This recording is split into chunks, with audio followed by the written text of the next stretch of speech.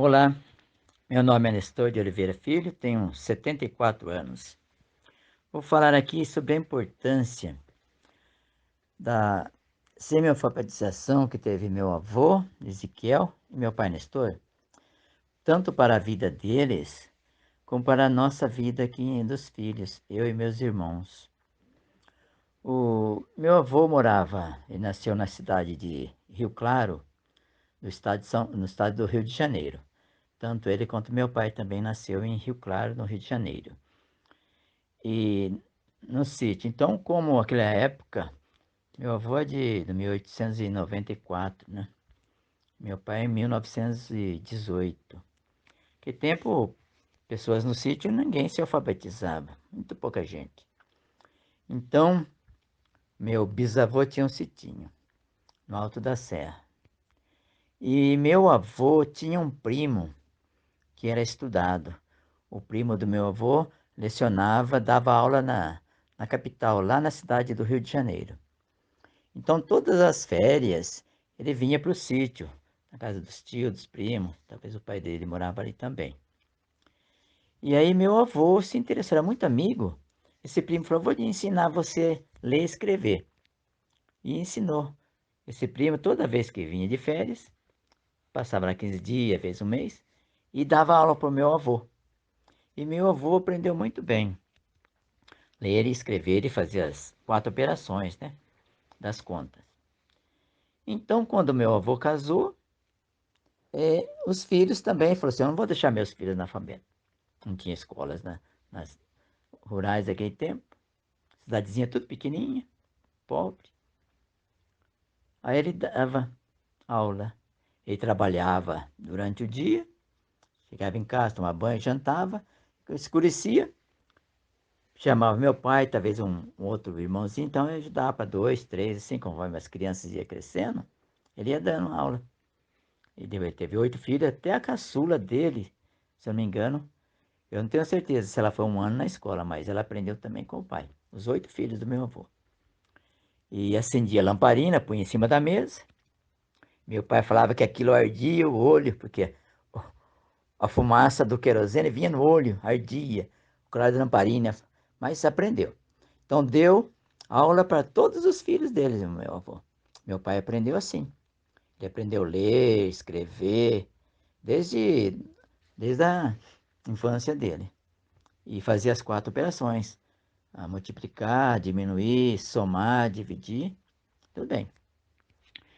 Então ele sempre gostou de ler, lia, já na juventude, o meu avô também lia aquelas revistas, aqueles livros antigos, o caso do Mil e Uma Noite, o Homem que Foi à Lua, e quantos casos que tinha, dos Sete Anões, Escuta Garoa Nascer.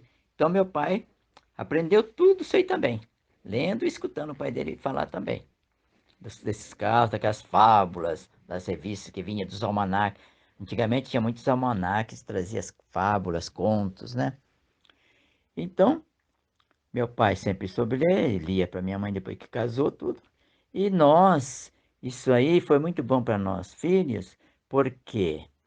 Porque meu pai aprendeu a ler novo, lia todas essas coisas. Então, a gente, já depois aqui nascido aqui no estado de São Paulo, na cidade de Colina, aí já tinha escolinha, né? Até no sítio já tinha escolinha. Então, todos os meus irmãos, desde a primeira, sempre fui na escola. Todos tiraram diploma de primário, tudo, e depois estudaram mais um pouco.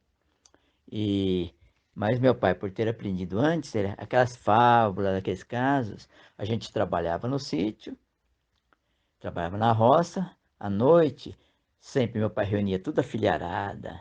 Quando a gente não saía para brincar com a colegada assim na rua, assim na rua, no pasto, a gente ficava e ele contava casos para nós. Muitos casos. Era uma beleza aquilo. Aquilo está gravado até hoje na nossa mente. Era uma maravilha escutar todos nós em volta da mesa e o pai contando os causos para gente. Ele sabia mais de 20, 30 casos e contava. Ficava às vezes 1 hora, 1 hora e meia contando um caso. E a gente escutando. Às vezes tinha algum caso de assombração. Depois a gente ia dormir e ficava tudo com medo. Mas como queria que ele contava, né? Casos bonitos. Casas Alegre. Então foi assim, a importância do meu pai ter aprendido. E com isso, olha que interessante, ele contava, porque sempre interessava na família. A gente sabe caso de datas assim de 1840, assim de tataravô, assim que a gente sabe. Mas alguns casos anteriores, até isso, que vinha tradicional da família, a família contava, foi passando de pai para filho, contava muitos acontecimentos dos nossos antepassados, como viviam, como eram, viviam no meio do mato, caçando, e tem até meu pai contava um caso do meu tataravô, às vezes meu bisavô levava ele na igreja, lá em Rio Claro, na cidade de Rio Claro, no Rio de Janeiro. E ele ia na igreja gostava muito de me remedar passarinho. Às vezes, estava assim dentro da igreja, escutava lá na árvore fora uma pomba cantar, uma pomba juriti, e falava, ei, isso aí na frente da minha mira, do meu tiro, hein? Era uma beleza. Aí, disse que meu bisavô cutucava, não pode falar na igreja. Então a gente sabe muitos casos. Por quê? A importância do meu pai ser alfabetizado, ter lido antes, então aqui ele transmitiu tudo pra gente, essas coisas. Era muito bonito isso aí, muito gostoso.